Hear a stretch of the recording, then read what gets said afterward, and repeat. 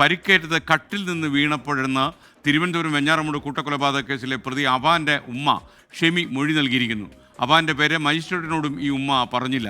സാമ്പത്തിക പ്രശ്നം കൊണ്ട് ആത്മഹത്യ ചെയ്യാൻ ശ്രമിച്ചവർ പിന്നീട് കൂട്ടക്കൊലപാതകത്തിലേക്ക് ഇവരുടെ എല്ലാം അനുവാദത്തോടെ മാറുകയായിരുന്നു എന്ന് നമുക്കറിയില്ല. എന്തായാലും ഈ ഉമ്മ മകനെതിരെ മൊഴി നൽകാൻ തയ്യാറായിട്ടില്ല എന്നാണ് നമുക്ക് ലഭിക്കുന്ന വിവരം. അജീഷ് ജയകുമാർ ലേറ്റസ്റ്റ് വിവരങ്ങളുമായി നമുക്കൊപ്പം ചേരുകയാണ്. Ajeesh, good morning. ഒരുപക്ഷെ ഈ ഉമ്മ മകനെ രക്ഷപ്പെടുത്താൻ തന്നെ തീരുമാനിച്ചാണോ മൊഴിയൊക്കെ ഈ രീതിയിൽ പറയുന്നത്?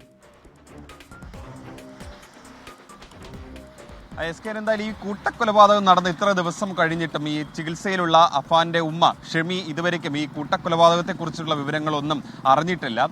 ഇന്നലെ ഈ അഫാന്റെ പിതാവ് അബ്ദുൾ റഹീം നാട്ടിലെത്തി ഈ അമ്മയെ കണ്ടിരുന്നെങ്കിലും ഈ കാര്യങ്ങളൊന്നും പറഞ്ഞിരുന്നില്ല. മാത്രമല്ല ഡോക്ടർമാരും ബന്ധുക്കളാരും ഇവരെ കണ്ടിരുന്നെങ്കിലും ഈ കാര്യത്തെക്കുറിച്ചൊന്നും, അതായത് ഈ മകൻ നടത്തിയ കൂട്ടക്കുരുതിയെക്കുറിച്ചൊന്നും ഒരു വിവരവും പറഞ്ഞിരുന്നില്ല. ഇതിനെ തുടർന്നാണ് ഇന്നലെ രാത്രി മജിസ്ട്രേറ്റ് എത്തി മൊഴിയെടുത്തപ്പോഴും അമ്മ ഈ നേരത്തെ പറഞ്ഞ കാര്യം തന്നെ ആവർത്തിച്ചത്. അതായത് കട്ടിൽ നിന്ന് വീണാണ് താൻ പരിക്ക് പറ്റിയത്.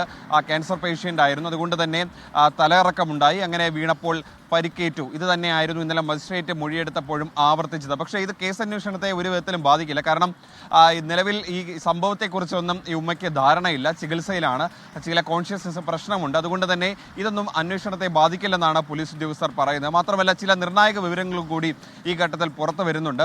അതായത് ഈ അഫാൻ ഈ കൊല്ലപ്പെട്ട ലത്തീഫിൻ്റെ കയ്യിൽ നിന്നും പണം വാങ്ങിയതായിട്ടുള്ള വിവരമുണ്ട്.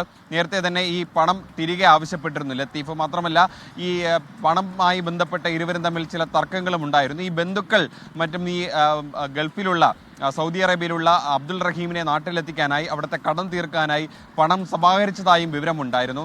ഈ പണം പക്ഷേ ഈ അഫാന്റെ കയ്യിൽ കൊടുത്തിട്ടുണ്ടായിരുന്നെങ്കിലും അഫാൻ ഇത് പിതാവിന് അയച്ചിട്ടില്ലെന്നാണ് വിവരം. പക്ഷേ പോലീസ് ഈ പണം ഇടപാടുമായി ബന്ധപ്പെട്ട കൂടുതൽ വിവരങ്ങൾ ശേഖരിക്കുന്നുണ്ട്. അഫാന്റെ മൊബൈൽ ഫോൺ അടക്കമുള്ള കാര്യങ്ങൾ, ഇവരുടെ ആരുമൊക്കെയായിട്ടാണ് സാമ്പത്തിക ഇടപാടുകൾ നടത്തിയത്. ഈ കൊല്ലപ്പെട്ട ദിവസം രാവിലെ ഈ വീട്ടിൽ വരാമെന്ന് പറഞ്ഞിരുന്ന പണമിടപാടുകാരൻ ആരായിരുന്നു, ആർക്കായിരുന്നു അഫാൻ 40,000 രൂപ CDM വഴി ഇട്ടുകൊടുത്തത്? ഇത്തരത്തിലുള്ള വിവരങ്ങൾ കൂടി അന്വേഷണ സംഘം പരിശോധിക്കുന്നുണ്ട്. ഈ വിവരങ്ങൾ കൂടി കിട്ടിയാൽ മാത്രമേ എന്തുകൊണ്ടാണ്, പെട്ടെന്നുണ്ടായ പ്രകോപനമാണോ ഈ കൊലപാതക കാരണമെന്നുള്ള ഒരു വ്യക്തത പോലീസിന് വരികയുള്ളൂ. എന്തായാലും ഈ പ്രതിയെ ചോദ്യം ചെയ്യുന്നതിലേക്കും പോലീസ് ഉടൻ കടക്കുമെന്നാണ് വിവരം. നിലവിൽ തിരുവനന്തപുരം മെഡിക്കൽ കോളേജിലെ പ്രത്യേക സെല്ലിലാണ് അഫാനെ പാർപ്പിച്ചിട്ടുള്ളത്.